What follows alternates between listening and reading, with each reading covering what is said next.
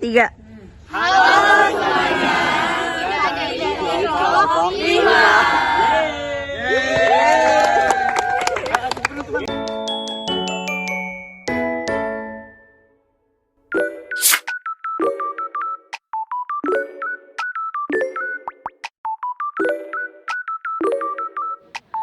Kecerahan air adalah tingkat transparansi perairan yang menentukan sejauh mana cahaya matahari dapat menembus kolam air.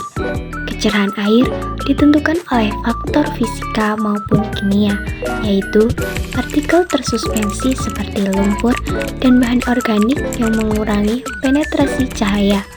Warna air akibat kandungan bahan terlarut seperti tanin atau polutan. Aktivitas biologis seperti pertumbuhan fitoplankton yang meningkatkan kekeruhan air. Alat yang digunakan dalam acara ini yaitu Setchidis. Setchidis adalah alat sederhana berbentuk cakram yang digunakan untuk mengukur kecerahan ataupun transparansi air. Saat ini, Setchidis yang umum digunakan adalah cakram berdiameter 20 cm dengan 4 kuadran hitam dan putih. Untuk bagian-bagiannya, ada keping setchi dan tali nilon berskala 10 cm. Untuk cara kerjanya adalah dengan menurunkan cakram ke dalam air hingga tidak terlihat untuk nilai D1. Lalu diangkat hingga terlihat kembali untuk nilai D2. Untuk persamaannya yaitu setengah dikali D1 ditambah D2. Hasil yang didapatkan dari percobaan acara ini yaitu D1 sama dengan 57 dan D2 sama dengan 37 dan dimasukkan ke dalam rumus setengah dikali D1 ditambah D2 yang hasilnya 47 cm dan diubah ke dalam meter yaitu 0,47 meter.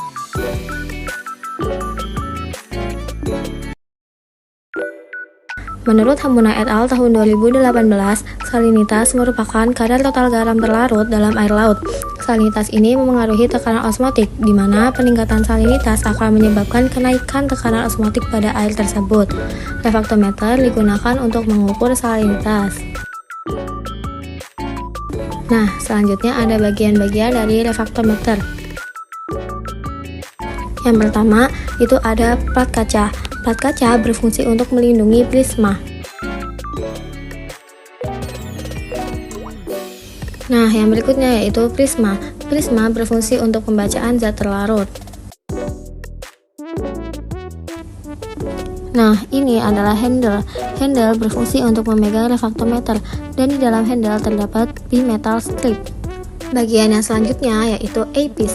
Eyepiece berfungsi untuk mengatur skala. Dan yang terakhir yaitu ada lensa. Lensa berfungsi untuk melihat hasil sampel yang telah kita tes. Itu semua adalah bagian-bagian dari refraktometer. Nah, selanjutnya yaitu cara menggunakan alat refraktometer. Yang pertama, kita bersihkan dulu refraktometer dengan tisu. Setelah dibersihkan dengan tisu, kita kalibrasi menggunakan Aquades. Cukup 1-2 tetes saja, tidak perlu banyak-banyak.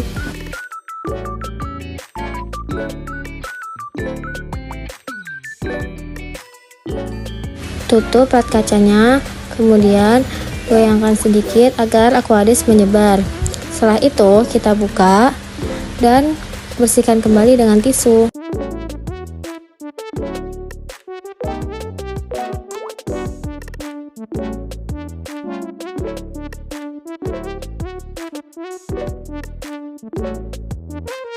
Ambil sampel air laut menggunakan pipet tetes. Cukup teteskan 2-3 tetes saja. Tutup kembali plat kaca.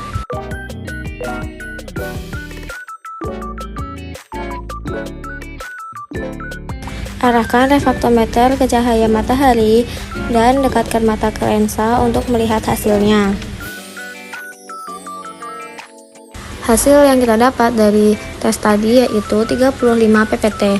Menurut Ismail Hosma tahun 2021, air laut adalah jenis air yang jumlahnya sangat melimpah dan memiliki rasa asin dengan kadar garam atau salinitas yang cukup tinggi. Secara umum, salinitas rata-rata air laut di seluruh dunia mencapai sekitar 35 ppt atau part per thousand.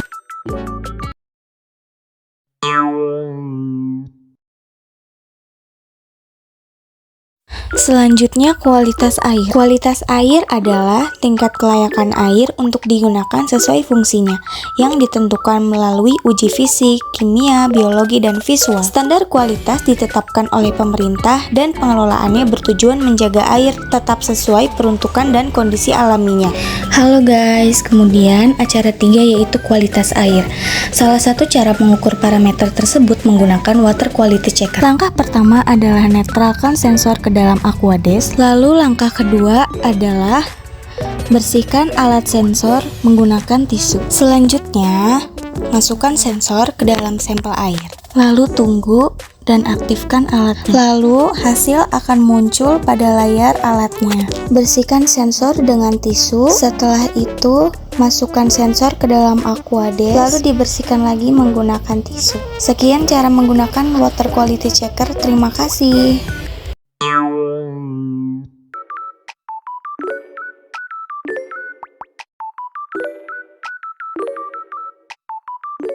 Ada 3 gerakan, Jadi ada 3 gerakan yang bakal kalian lakuin buat ngekalibrasiin si kompasnya ini. Yang pertama itu nanti diputar secara horizontal gini, terus habis itu diputar secara apa sih ini namanya? Inilah gini, sama yang terakhir itu diputar vertikal gini.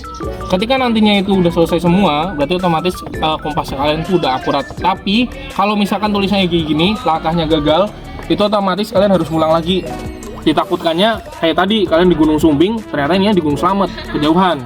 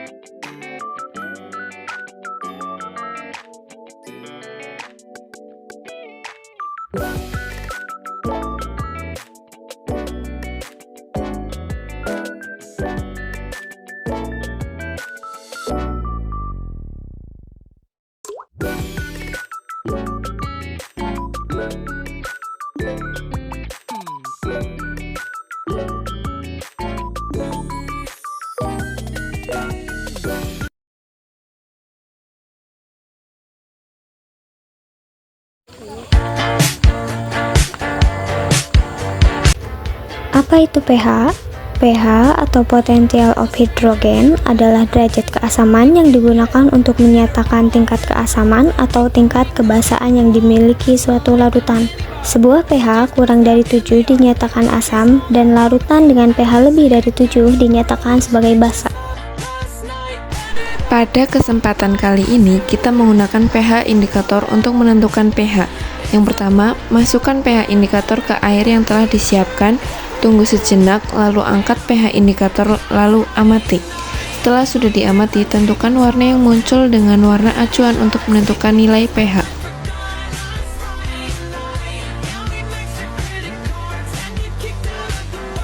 Dari hasil praktikum mendapatkan nilai pH 6.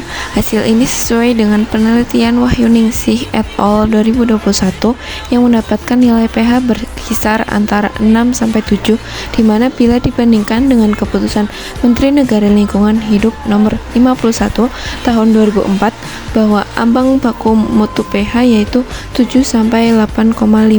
Rendahnya pH hasil pengukuran dapat saja terjadi karena pH di suatu perairan dipengaruhi oleh beberapa faktor antara lain aktivitas fotosintesis, biota laut, suhu, dan salinitas perairan.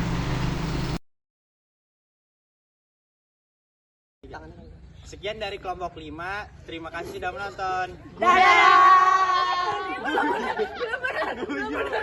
Udah.